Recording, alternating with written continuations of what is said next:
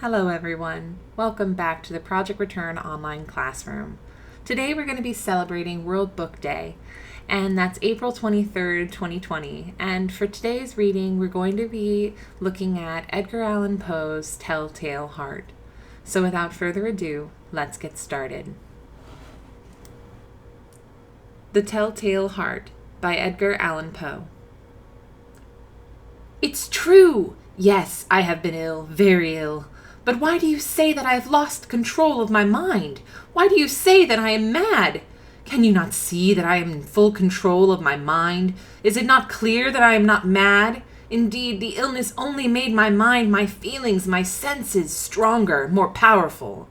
My sense of hearing especially became more powerful. I could hear sounds I had never heard before. I heard sounds from the heaven, and I heard sounds from hell. Listen, and I will tell you how it happened. You will see. You will hear how healthy my mind is. It is impossible to say how the idea first entered my mind. There was no reason for what I did. I did not hate the old man. I even loved him. He had never hurt me. I did not want his money. I think it was his eye. His eye was like the eye of a vulture, the eye of one of those terrible birds that watch and wait while an animal dies, and then fall upon the dead body and pull it to pieces to eat it.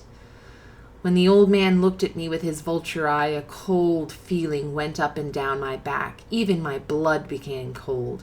And so I finally decided I had to kill the old man and close that eye forever. So you think that I am mad? A madman cannot plan. But you should have seen me. During all of that week, I was as friendly to the old man as I could be, and warm and loving. Every night about 12 o'clock, I slowly opened his door. And when the door was opened wide enough, I put my hand in, and then my head. And in my hand I held a light covered over with a cloth so no light showed. And I stood there quietly. And then carefully I lifted the cloth, just a little, so that a single thin, small light fell across that eye. For 7 nights I did this, 7 long, long nights, every night at midnight. And always the eye was closed, so it was impossible for me to do the work. For it was not the old man I felt I had to kill. It was the eye, his evil eye. And every morning I went to his room, and with a warm, friendly voice I asked him how he had slept. He could not guess that every night, just at 12, I looked in at him while he slept. The 8th night I was more than usually careful as I opened the door. The hands of the clock moved more quickly than did my hand. Never before had I felt so strongly my own power. I was now sure of success. The old man was lying there, not dreaming that I was at his door. Suddenly he moved in his bed. You may think I became afraid, but no. The darkness in his room was thick and black. I knew he could not see the opening of the door. I continued to push the door, slowly, softly. I put in my hand with the covered light. Suddenly the old man sat up straight in bed and cried, "Who's there?" I stood quite still. For a whole hour I did not move, nor did I hear him again lie down in his bed. He sat there, listening. Then I heard a sound, a low cry of fear which escaped from the old man.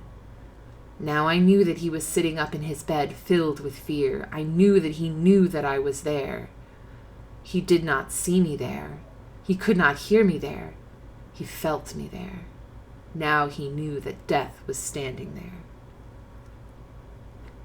Slowly, little by little, I lifted the cloth, until a small, small light escaped from under it to fall upon that vulture eye.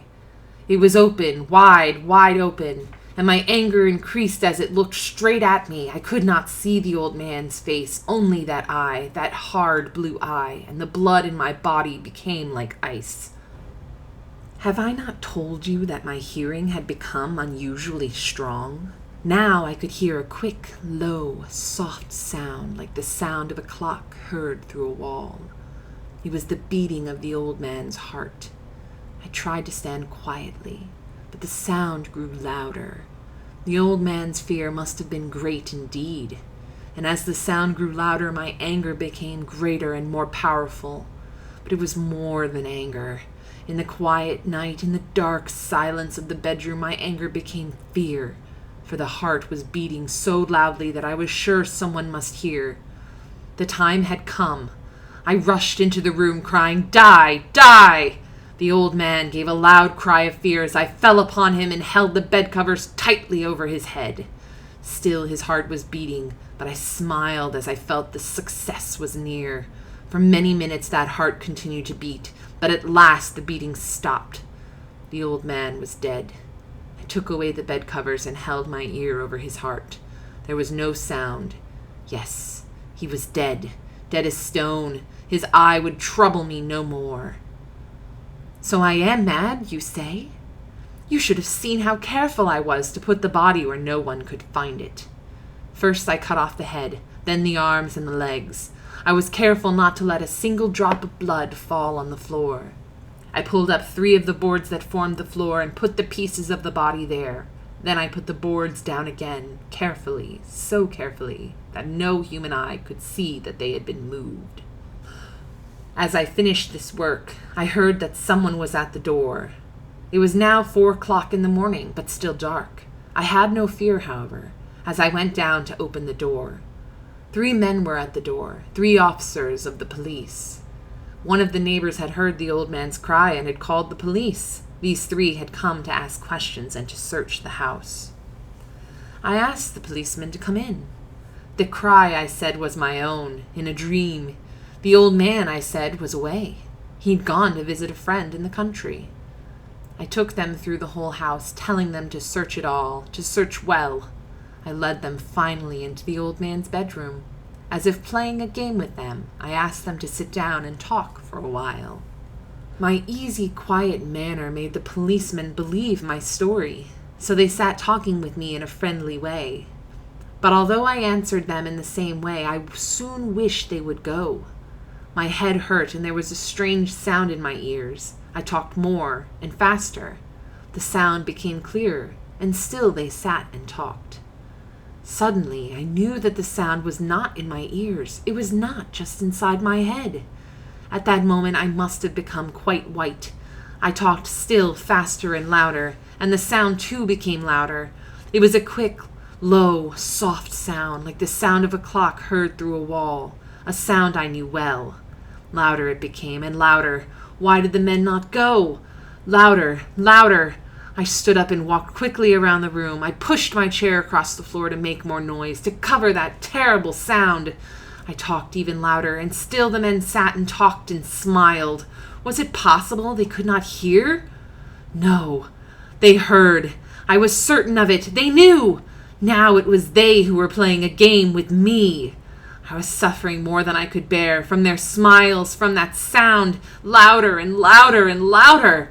Suddenly I could bear it no longer. I pointed at the boards and cried, "Yes, yes, I killed him. Pull up the boards and you shall see. I killed him. But why does his heart not stop beating? Why does it not stop?"